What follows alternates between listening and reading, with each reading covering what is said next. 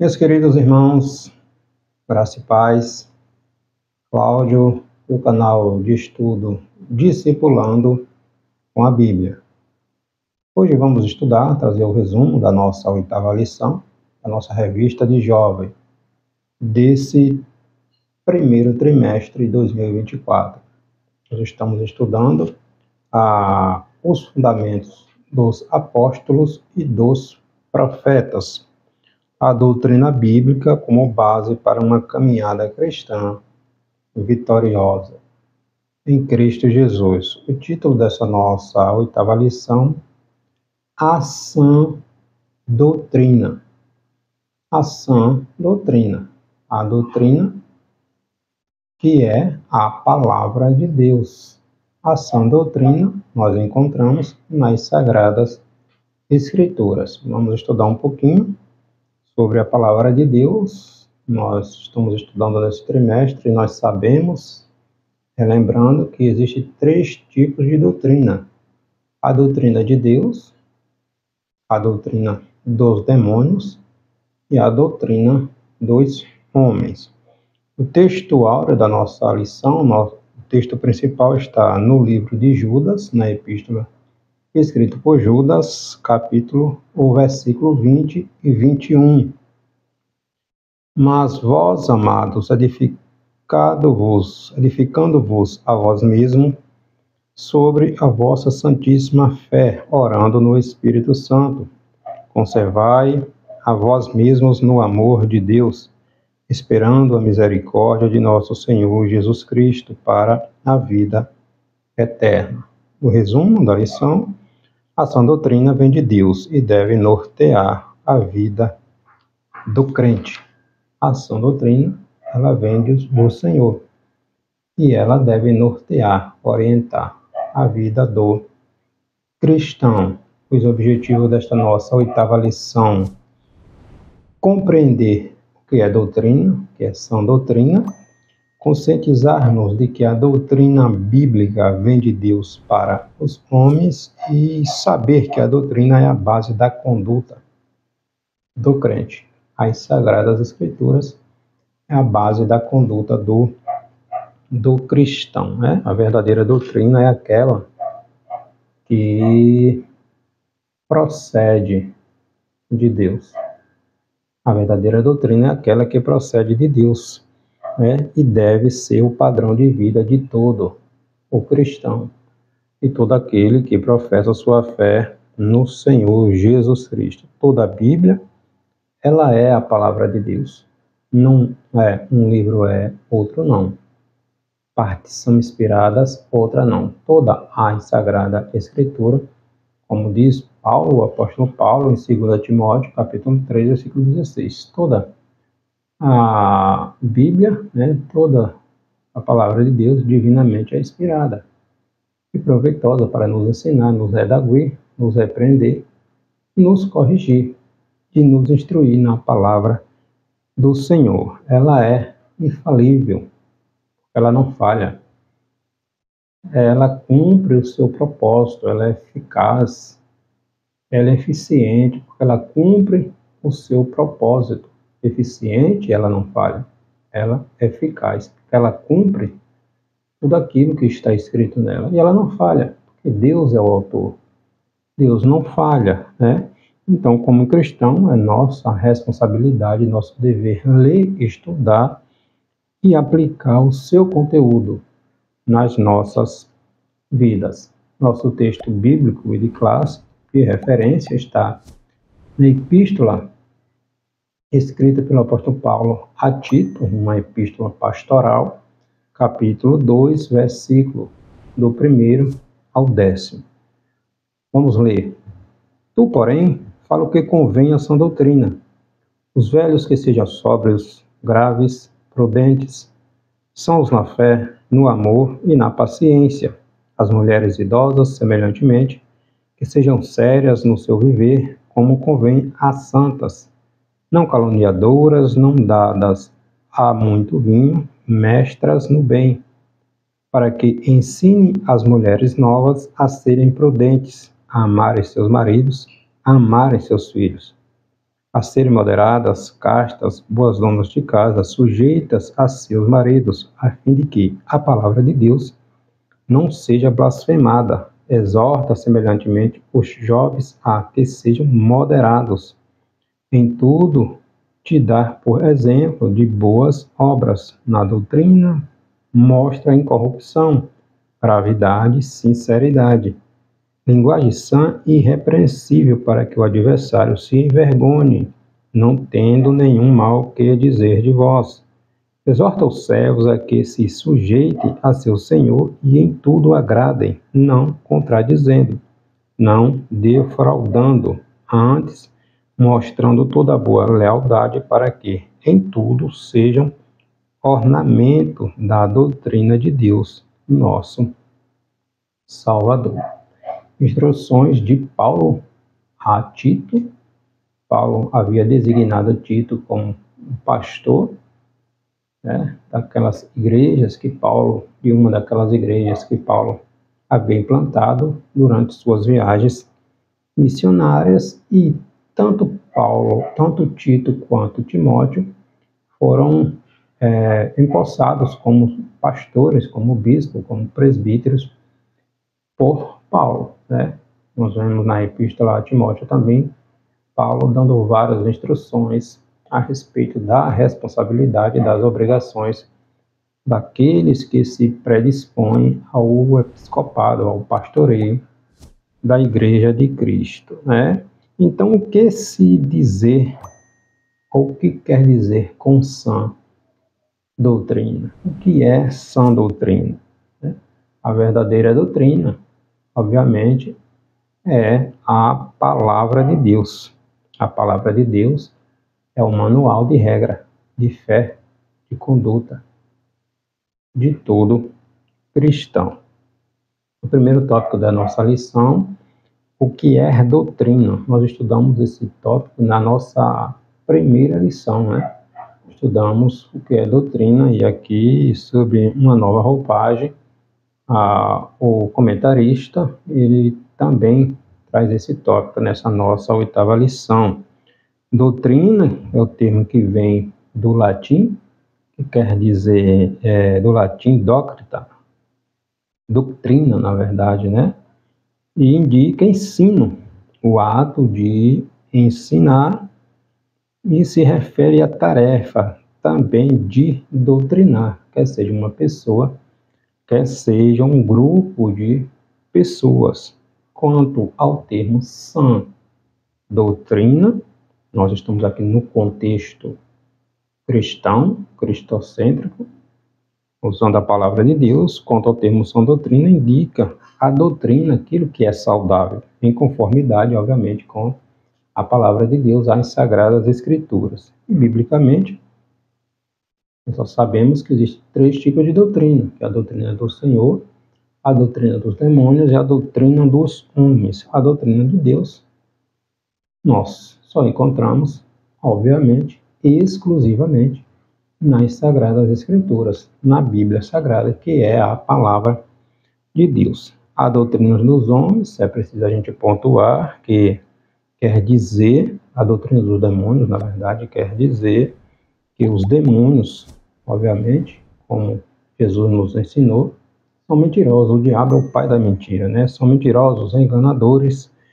e eles atuam no sentido de confundir, de desviar o cristão, levando-os a apostatar, a apostasia, ao afastamento da palavra de Deus. Paulo vai dizer lá em 1 Timóteo capítulo 4, chamando de doutrina de demônios. Então, tudo aquilo que é contrário a Cristo, anticristão, vai proceder do diabo e de seus demônios. E também a Bíblia vai falar da doutrina dos homens, A doutrina dos homens, tal como a doutrina dos demônios, pois serve como instrumento de disseminação de heresias e enganos. Quando não está alinhado com a palavra de Deus, obviamente está pendendo para tudo aquilo que é contrário à palavra do Senhor. Um resumo sobre a doutrina no Antigo Testamento. Nós vemos lá no Pentateuco, né, os 5 primeiros livros da Bíblia, Gênesis, Êxodo, Levítico, Número e Deuteronômio. Está ali a lei, a base doutrinária, Deus dando a Moisés ali no Monte Sinai, os 10 mandamentos, né, as ordenanças, os estatutos, as leis, para que o povo viesse seguir aquilo que Deus havia estabelecido, lei moral, lei civil, lei cerimonial. Os 5 primeiros livros da Bíblia, que significa, é também chamado de Torá, né? A Torá é o corpo de ensino do qual advém a lei de Deus, indicando os padrões que o seu povo deve adotar para a sua vida, por meio da qual vêm as instruções e diretrizes a serem seguidas. Nas leis dadas por Deus a um povo, lembrando que o povo hebreu havia saído de uma situação, de um estado de escravos. Milhares de pessoas escravas, saindo, tendo liberdade, precisava de leis, de orientações, de diretrizes. Estava se tornando uma nação. Uma nação, ela precisa de estatuto, ela precisa de uma carta magna, ela precisa de uma constituição. E Deus deu a Moisés, no Monte Sinai, todas as diretrizes, todas as orientações que o povo, como nação, precisava aprender e colocar em prática, além de apresentar a fonte divina da doutrina e de seu papel instrutivo. O Antigo Testamento apresenta também algumas características essenciais desse conjunto de ensinos. Nós vemos lá em Jó, capítulo 11, versículo 4, escrito lá que a doutrina do Senhor ela é pura, né? Provérbios, capítulo 4, versículo 2, vai dizer que a doutrina do Senhor ela é boa. A doutrina ela é transformadora. Isaías, capítulo 29, versículo 24. E a doutrina do texto veotestamentário assume o papel de ser a dádiva de Deus ao seu povo. Deus cuidando, zelando, protegendo, dando instruções específicas sobre cada assunto, cada situação. O povo tinha uma orientação. No livro de Deuteronômio, capítulo 27 e 28, está lá as ordenanças, as diretrizes, as bênçãos que estariam sobre o povo se o povo seguisse minuciosamente as orientações de Deus, dado através da sua lei. Também está ali descrita as maldições que viriam se o povo abandonasse as leis, as orientações do Senhor. Então é por meio dela que Deus nos guia pelo caminho da pureza, da bondade e da transformação, através da sua sã doutrina, da sua palavra, como Paulo vai dizer, que é divinamente inspirada e proveitosa para nos ensinar, nos repreender, nos corrigir quando estamos errados, né?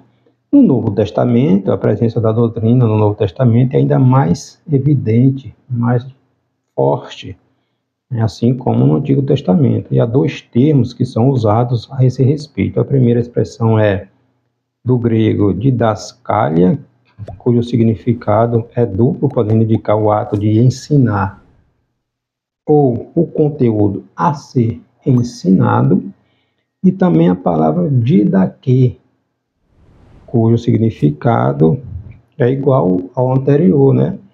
A diferença é que didaquê se aplica exclusivamente aos ensinos de Jesus, não está contando lá a lei, lá no Antigo Testamento. Didaquê se aplica ali aos ensinamentos exclusivos de Jesus, que não contradiz o Antigo Testamento, obviamente, né?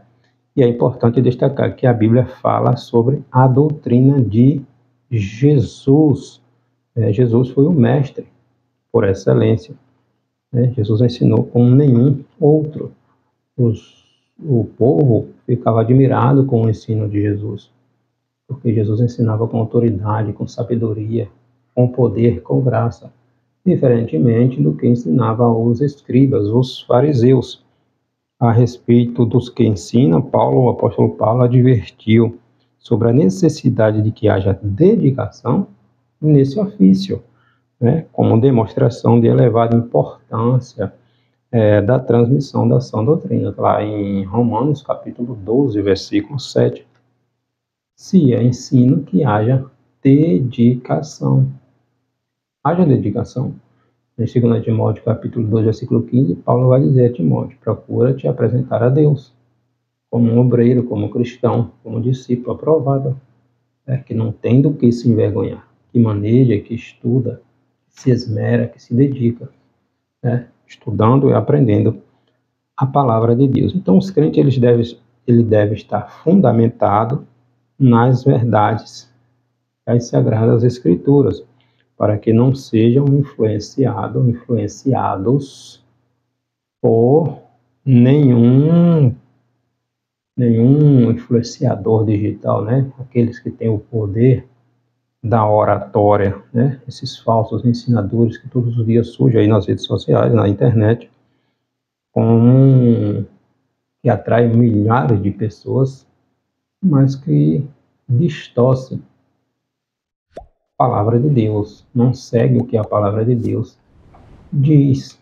Tiago vai dizer na sua epístola, para não sermos apenas ouvintes da palavra de Deus. Nós temos que colocar em prática e também sermos como os bereanos, quando o apóstolo Paulo chegou ali ensinando, os irmãos de Bereia examinavam para ver se aquilo que Paulo falava estava de acordo com o que estava na palavra de Deus, né? na Torá, né? E nos ensinamentos ali de Jesus. Então, os bereanos, eles olhavam para ver se estavam de acordo. Infelizmente, tem muitos cristãos que é igual uma esponja, absorve tudo e não filtra, né, a verdade da mentira.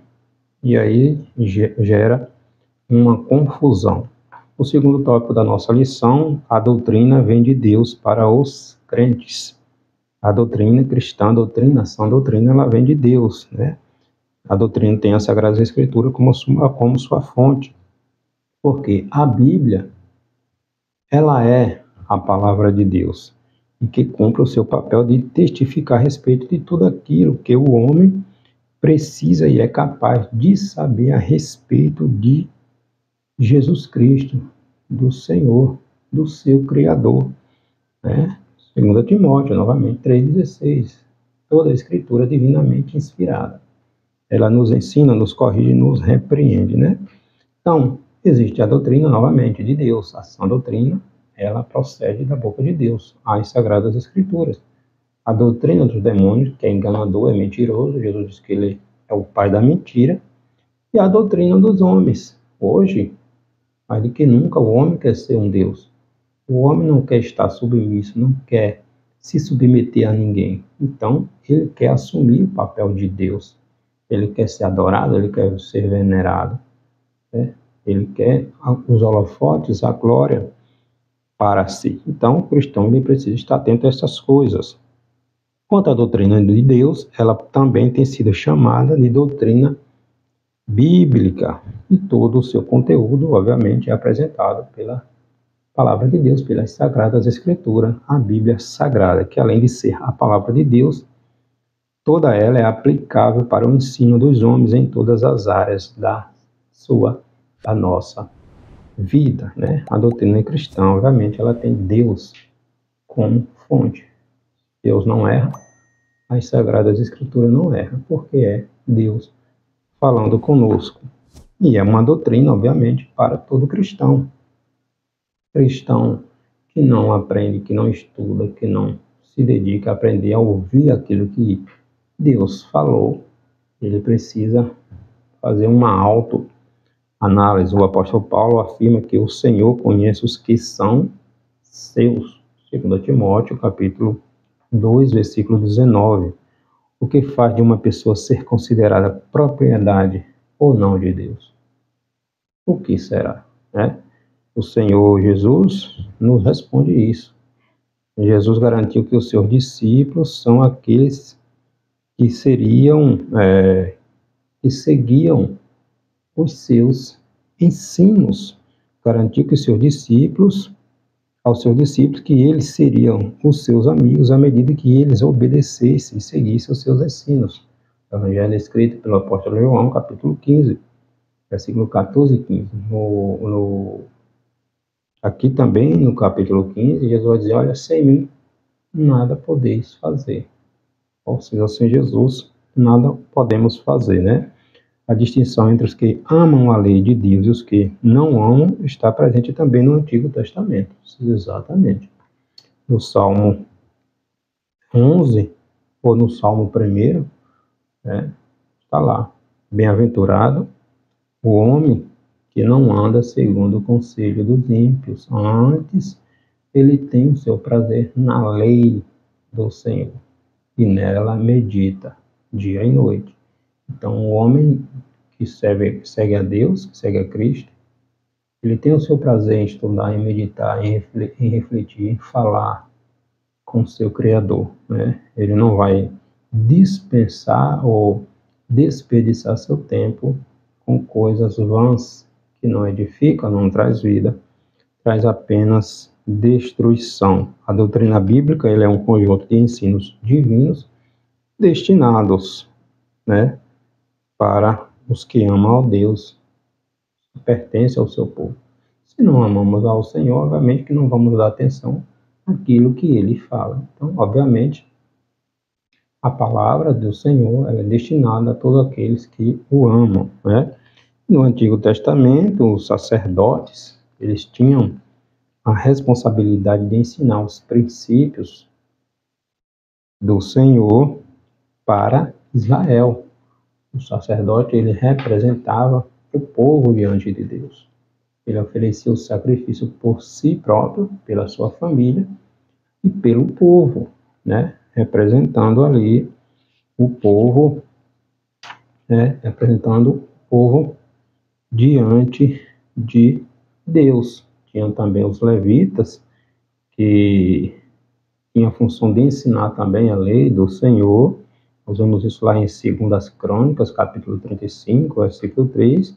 Os profetas, que recebiam a mensagem diretamente de Deus, literalmente, transmitia literalmente aquilo que Deus queria falar para o povo, né? Representar o sacerdote, enquanto os sacerdotes representavam o povo a Deus, os profetas representavam Deus, transmitia literalmente a mensagem de Deus para o povo, né? Os pais também eram instruídos a ensinarem os seus filhos a lei do Senhor, está lá em Deuteronômio, capítulo 6, né? E o Novo Testamento apresenta também os instrumentos de Deus. Deus usou, Deus tem usado para instruir, para ensinar o seu povo. O Novo Testamento apresenta alguns instrumentos por meio dos quais a doutrina foi difundida.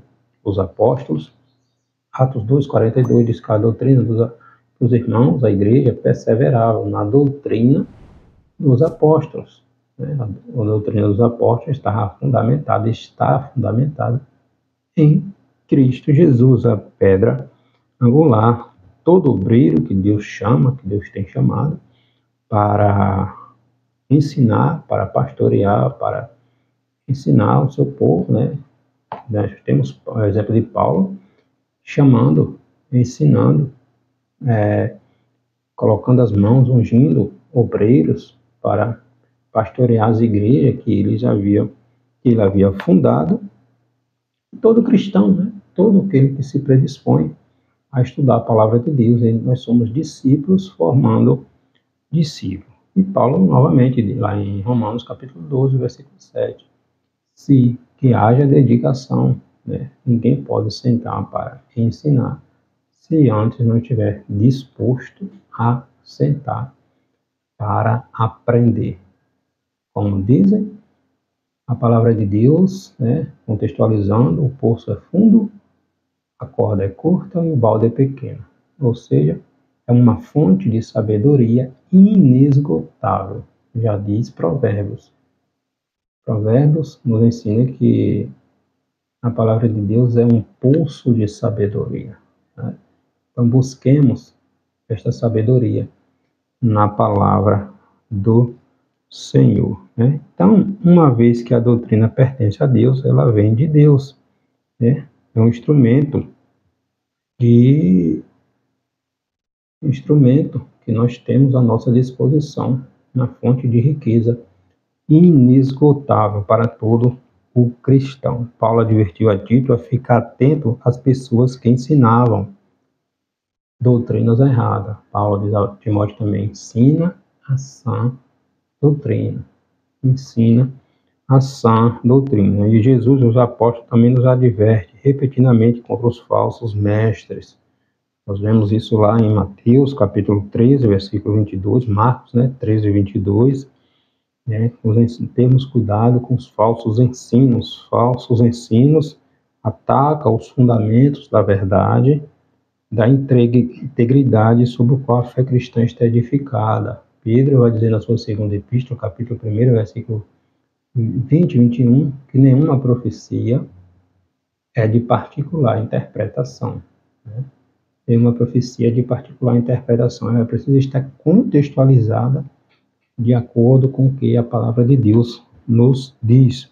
Os falsos ensinadores, nós vamos identificar eles, falsos ensinos, quando concentram mais a atenção mais em si, o foco está em si, não em Cristo. Pedirão para que faça algo que comprometa ou enfraqueça a fé do cristão. Então a gente precisa estar atento a esses detalhes, né? Não enfatizam a natureza divina de Cristo ou a inspiração divina da Bíblia, tentam relativizar, ressignificar o que a palavra de Deus diz, né? Incentivam os crentes a tomarem decisões baseadas no julgamento humano e não por base ali da oração, da meditação, das diretrizes bíblicas, atrai atenção mais a si do que para Deus. E Jesus, ele é o centro de tudo, não é o homem. E a gente finalizando nosso terceiro tópico, a doutrina de Cristo.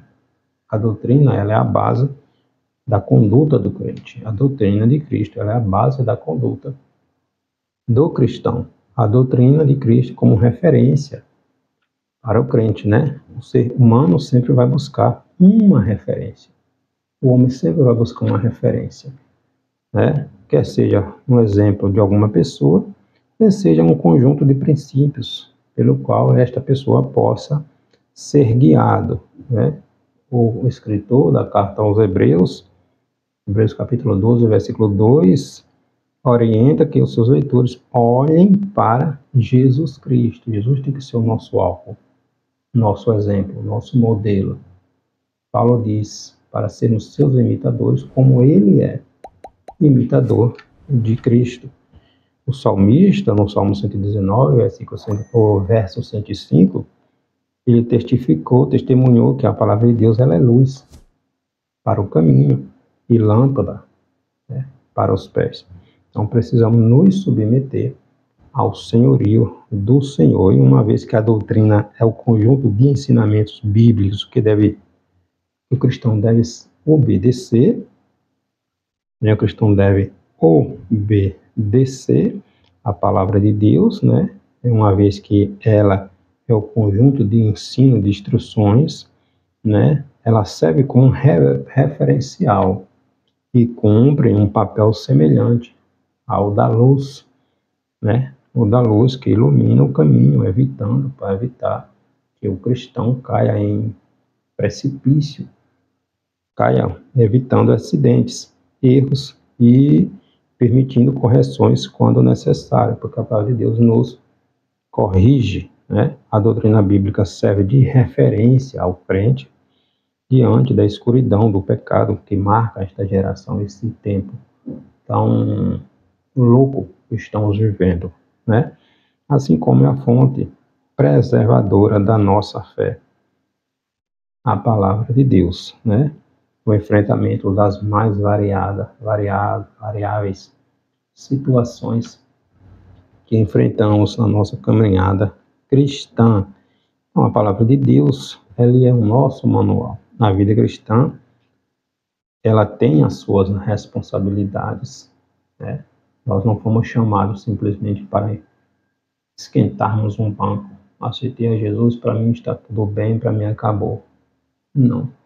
Todos nós temos um chamado, um propósito, uma missão nesta terra, né?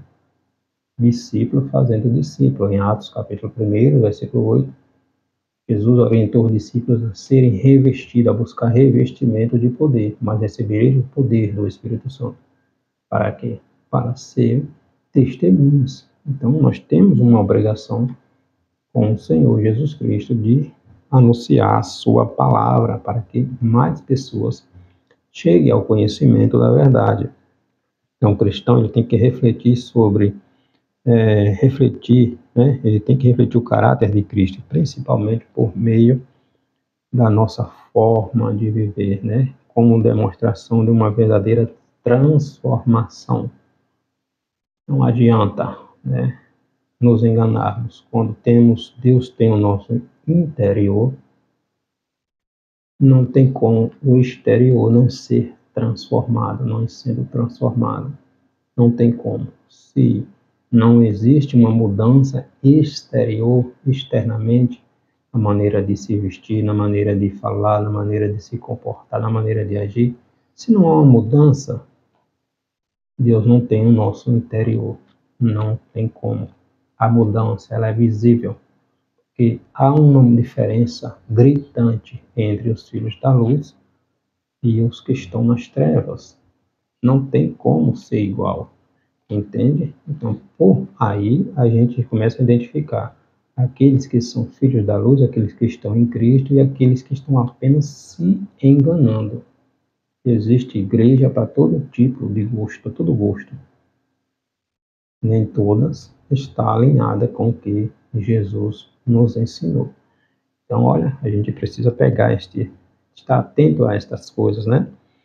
Os cristãos são denominados de luz do mundo, sal da terra. Jesus fala isso lá em Mateus, no Evangelho escrito por Mateus, no Sermão do Monte, o Sermão da Montanha, capítulo 5, versículo do 13 a 16. A luz, ela não diz eu sou luz, ela não diz eu estou aqui. Ela é vista de longe, ela resplandece, né? Ela atrai, porque ela mostra aqueles que estão precisando de Cristo. Então a luz, ela chama a atenção, ela brilha, ela não precisa dizer eu estou aqui, entende? Então, assim como o sal e a luz, o crente deve buscar beneficiar outras pessoas em detrimento de si mesmo. Nossa missão é abençoar pessoas, né? Se o crente deixa de cumprir o seu propósito, ele perde a razão da sua própria existência. É aquilo que Salomão vai dizer em Eclesiastes: vaidade de vaidade. Tudo que é vivido longe de Deus, longe do propósito de Deus, se torna vaidade. A vida perde o seu sentido quando é vivido longe dos propósitos de Deus para nós. Entende? Então, o cristão deve ter uma vida vivida na luz para que as suas obras sejam vistas e conhecidas dos homens com a finalidade de que Deus seja glorificado na nossa vida. E isso só será alcançado mediante, obviamente, a preservação da palavra de Deus em nossa vida. Em Filipenses, na carta escrita por Paulo aos Filipenses, capítulo 2, versículo 3 a 16, Paulo diz, porque Deus é o que opera em vós, tanto querer como efetuar, segundo a sua boa vontade. Fazei todas as coisas sem murmurações nem contendas, para que sejais irrepreensíveis e sinceros, filhos de Deus, inculpáveis no meio de uma geração corrompida e perversa, entre a qual resplandeceis como astros no mundo, retendo a palavra da vida, para que no meio de Cristo possa gloriar-me de não ter corrido em vão, nem trabalhado em vão. Então, o propósito do crente é glorificar a Deus, anunciar a missão do Senhor, para que mais pessoas sejam alcançadas pela palavra de Deus, né? O cristão ele precisa ter esta consciência, né? A conduta do crente em seus relacionamentos. Olha que coisa interessante. A conduta do cristão em seus relacionamentos interpessoais também, né? A sã doutrina indica que o caminho ao crente, a sã doutrina indica o caminho ao crente quanto à sua conduta, né? Dá as condições necessárias para que isso seja possível. Sim, a qualidade de vida cristã é medida pelas ações e reações diante dos obstáculos, das dificuldades, das vicissitudes que a vida nos impõe, né? À medida pelas quais as reações diante dos obstáculos que enfrentamos diariamente. Os principais testes que podem revelar a qualidade da vida espiritual de um crente ocorrem em seus relacionamentos interpessoais. Ser cristão não é apenas dentro da igreja. Ser cristão é o que manifestamos enquanto estamos distante da igreja, né? O exemplo que estamos dando longe da igreja. Na igreja todo mundo é crente, né? Ser crente longe da igreja, aí é que nós somos testados, né? Na universidade, no meio dos amigos, no colégio, no trabalho, na academia, no seio familiar, na comunidade, longe da igreja.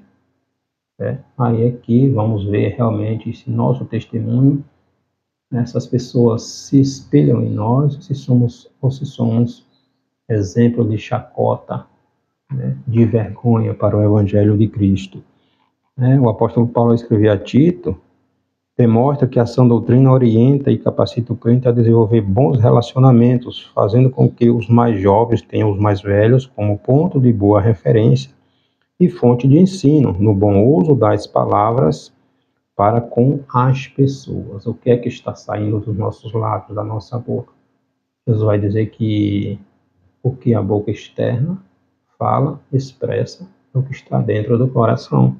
Entende? Então, na relação amistosa que deve haver entre líderes e liderados, visando sobretudo que o diabo não encontre o que possa usar como arma contra nossa vida. Então, sermos exemplos em qualquer lugar,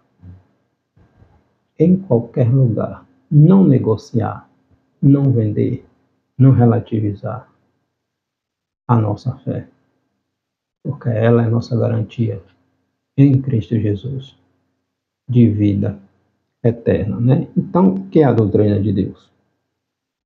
Que a doutrina de Deus, ela é encontrada exclusivamente nas Sagradas Escrituras, na Bíblia Sagrada, né? Que pode ser compreendida como expressão da vontade de Deus ao seu povo por meio da sua palavra, as Sagradas Escrituras. Então, não existe sã doutrina sã, se ela estiver fora, descontextualizada do que a palavra de Deus ensina. Nenhuma doutrina, nenhuma profecia, ela pode estar descontextualizada, fora do padrão que Deus nos deixou. Então, está na dúvida?